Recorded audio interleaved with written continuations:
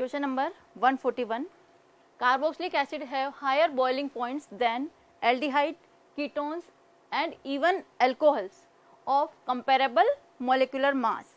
It is due to their. It means कि हम अगर कार्बोक्सिलिक एसिड को कंपेयर करते हैं बॉइलिंग पॉइंट के रेफरेंस में एल्डिहाइड, कीटोन से और अल्कोहल से भी, तो इन पे हमारा why boiling point is high in carboxylic acid. तो this is first, it is more extensive association of carboxylic acid via van der Waals force of attraction. तो it is not appropriate, थोड़ा है लेकिन हम इसको इनके कंपेरेबल, क्योंकि हमें कंपेयर करना है एल्डिहाइड, कीटोन और अल्कोहल से, that is why it is not appropriable. Now second, formation of carboxylate ion, ये भी इतना सही आंसर नहीं है. Formation of intramolecular hydrogen bonding, जो कि इसमें नहीं होगी. लास्ट अपना ऑप्शन आता है formation of intermolecular hydrogen bonding. तो इंटरमोलिकुलर हाइड्रोजन बॉन्डिंग सबसे ज्यादा किसमें होती है? कार्बोक्सिलिक एसिड में. इसलिए हमारा आंसर, तो हाइड्रोजन बॉन्डिंग ज्यादा होगी तो बॉइलिंग पॉइंट भी ज्यादा होगा. इसलिए हमारा करेक्ट ऑप्शन हो गया 4.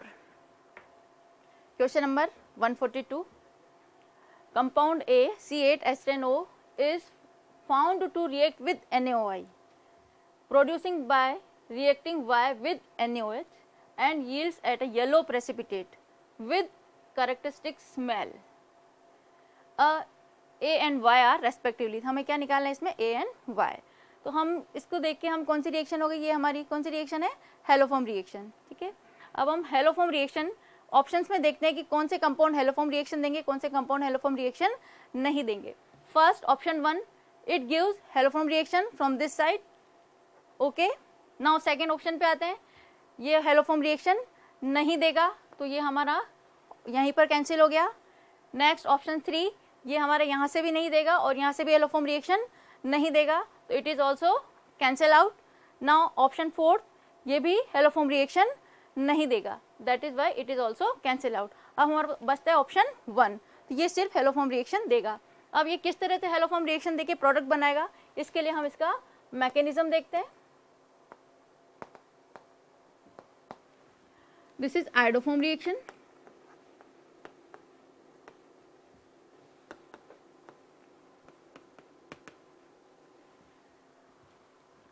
ऑप्शन 1 हमने निकाला है, तो ऑप्शन 1 से हम स्टार्ट करते हैं.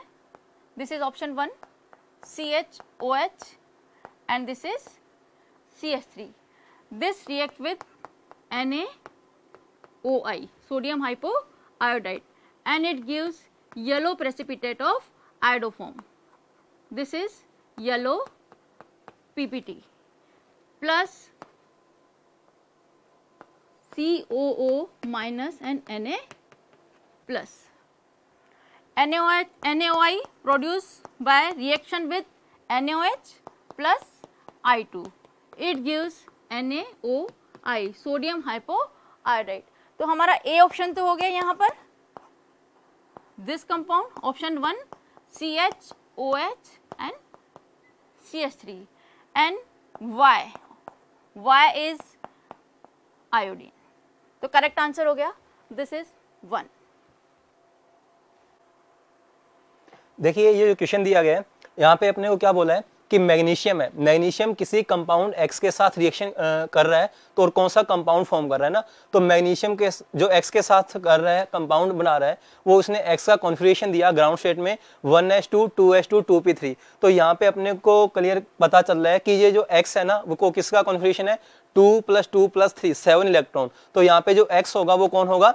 नाइट्रोजन होगा. अब X जो नाइट्रोजन होगा, अब मैग्नीशियम रिएक्ट कर रहा है नाइट्रोजन के साथ, है ना, तो मैग्नीशियम नाइट्रोजन के साथ जो कंपाउंड बनाएगा वो बेसिकली अपने को पता है कि मैग्नीशियम की जो ऑक्सीडेशन स्टेट होती है वो होती है +2. अब नाइट्राइड जो फॉर्म होगा वो होगा नाइट्रोजन -3 में. तो मैग्नीशियम +2 है, नाइट्रोजन -3 में है, तो मैग्नीशियम का जो नाइट्राइड बनेगा वो बनेगा Mg3N2. ठीक है, तो मैग्नीशियम का नाइट्राइड बना Mg3N2. अब यहाँ पे नाइट्रोजन की जगह इसने कौन सा कंपाउंड दिया अपने को? ये एलिमेंट जो दिया X दिए, तो एलिमेंट X है, तो इसका जो आएगा कंपाउंड Mg3H2. तो ये आंसर आ जाएगा Mg3H2. बेसिक सा क्वेश्चन है. देखिए ये जो क्वेश्चन नंबर 144 दिया गया ना, ये किसका क्वेश्चन है? सॉलिड स्टेट का क्वेश्चन है. अब इस क्वेश्चन में अपने से क्या पूछा गया है? इसने बोला है कि आयरन है, आयरन के 2 स्ट्रक्चर हैं. कौन कौन से? उसने बोला है कि रूम स्ट्रक्चर पे जो आयरन है वो BCC लैटिस फॉर्म में मिलता है, और अगर अपने उसका टेम्परेचर इंक्रीज किया अबाउट 100 डिग्री सेंटीग्रेड तो उसका जो स्ट्रक्चर था वो BCC टू FCC कन्वर्ट हो जाता है। अब उसने पूछा क्या है, ratio of density of iron. Ratio of density of iron पूछा कब, रूम टेम्परेचर पे एंड अबाउट 900 डिग्री सेंटीग्रेड पे। अब उसने यहाँ पे रेशियो पूछा है, दोनों जो अपने स्ट्रक्चर आएंगे BCC एंड FCC में, उसमें डेंसिटी का रेशियो पूछा गया है।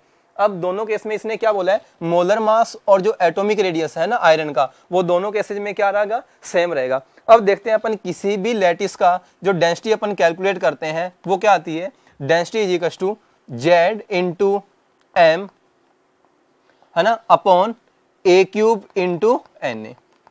यहाँ पे Z क्या है, number of units in a unit cell, number of atoms in a unit cell, M molar mass, A cube ये है वॉल्यूम ऑफ लैटिस और Na एवोगैड्रो नंबर। अब अपने को क्या करना है, उसने बोल दिया कि M और जो Na है वो तो कांस्टेंट ही रहेगा। अब यहाँ पे अपन कैलकुलेट करना है density of BCC lattice upon density of FCC lattice, ये दोनों का रेशियो कैलकुलेट करना है। अब देखो जो density of BCC lattice upon density of FCC lattice का रेशियो आएगा वो क्या आएगा, है ना। तो यहाँ पे देखते हैं density of BCC lattice upon density of FCC lattice, वो आएगा Z of BCC lattice upon A cube, A किसका, ये BCC का क्यूब अपॉन Z किसका, FCC लैटिस का अपॉन A ऑफ FCC का क्यूब, ये आएगा। अब यहाँ पे देखो Z of BCC, BCC lattice के लिए Z अपने को पता है कि एक यूनिट सेल के अंदर कितने एटम्स BCC में, 2, और ये जो Z आएगा FCC, FCC में एक यूनिट सेल में कितने एटम्स, 4 एटम्स आते हैं। अब दूसरी बात रही जो एज लेंथ आएगी वो क्या आएगी, तो एज लेंथ देखो जो अपन FCC में कैलकुलेट करते हैं तो FCC में जो आता है वो आता है √2a is equal to 4r। तो यहाँ से अपन कैलकुलेट कर लेंगे कि जो edge length of FCC lattice आएगा वो कितना आएगा, 4 अपॉन √2r। फिर उसके बाद BCC में क्या आता है, √3a is equal to 4r। तो यहाँ से जो एज लेंथ आएगी बॉडी सेंटर क्यूबिक की वो कितनी आ जाएगी, 4 अपॉन √3r। अब अपने को डेंसिटी का रेशियो चाहिए था, density of BCC upon density of FCC lattice, तो ये वैल्यूज पुट कर दो। Z ऑफ BCC कितना, 2 upon edge length of BCC, तो वो यहाँ से देखो कितना, 4 अपॉन √3r क्यूब, नीचे Z ऑफ FCC, तो Z ऑफ FCC कितना, 4 और एज लेंथ ऑफ FCC, तो यहाँ से कितना आएगा, 4 अपॉन √2r क्यूब। ठीक, तो ये रेशियो आ गया। अब इसको जब सॉल्व करेंगे अपन तो इसकी जो वैल्यू आ जाएगी वो आ जाएगी 3√3 अपॉन 4√2। तो ये थोड़ा सा कैलकुलेशन वाला क्वेश्चन था, कैलकुलेशन थी। देखिए ये भी जो क्वेश्चन है इसने पूछा है which is a wrong statement, है ना, regarding the configuration of nitrogen atom. तो कौन सा स्टेटमेंट रॉन्ग है, तो बहुत बेसिक सा क्वेश्चन है। नाइट्रोजन का जो एटॉमिक नंबर आता है 7। अब इसका जब अपन कॉन्फ़िगरेशन लिखेंगे नाइट्रोजन का, तो नाइट्रोजन का कॉन्फ़िगरेशन अपन लिखते हैं 1s2 2s2 2p3। अब देखो इलेक्ट्रॉन की फिलिंग करेंगे जब अपन ऑर्बिटल्स में, तो 1s2 में देखो पहला इलेक्ट्रॉन दूसरा इलेक्ट्रॉन पेयर करेंगे तो अपोजिट स्पिन में, फिर अपन पुट करेंगे इलेक्ट्रॉन 2s ऑर्बिटल में, तो पहला इलेक्ट्रॉन दूसरा जब पेयरिंग वाला आएगा तो वो आएगा अपोजिट स्पिन में। फिर अपन इलेक्ट्रॉन फिल करते हैं किसमें, 2p में, तो 2p में 3 ऑर्बिटल्स, है ना, 2p सबशेल में 3 orbitals, 2px 2py and 2pz। अब अपने को इलेक्ट्रॉन कितने फिल करने हैं, 3 इलेक्ट्रॉन फिल करने हैं। तो अकॉर्डिंग टू हंस रूल, ये क्या बोलता है हंस रूल, कि जब अपने पास इलेक्ट्रॉन फिल करेंगे अपन डिजेनरेट ऑर्बिटल्स में, तो सबसे पहले अपन इलेक्ट्रॉन फिल करेंगे सेम स्पिन में और सिंगली इलेक्ट्रॉन, सब में सिंगल इलेक्ट्रॉन फिल करेंगे, और वो भी कैसे, पैरेलल स्पिन में, अकॉर्डिंग टू हंस रूल। तो इसने देखो ये जो ऑप्शन 1 है इसमें ये जो इलेक्ट्रॉन फिल कर रखा है वो कर रखा है अपोजिट स्पिन में, तो अकॉर्डिंग टू हंस रूल ये सही नहीं है, ये इलेक्ट्रॉन आना चाहिए सेम स्पिन में, और इसने फिल कर रखा है अपोजिट स्पिन में। तो इसका जो रॉन्ग आएगा वो कौन सा आ जाएगा, 1 वाला। तो इसका रॉन्ग स्टेटमेंट है 1, ये कॉन्फ़िगरेशन ऐसा नहीं होगा, तो इसका आंसर आएगा 1।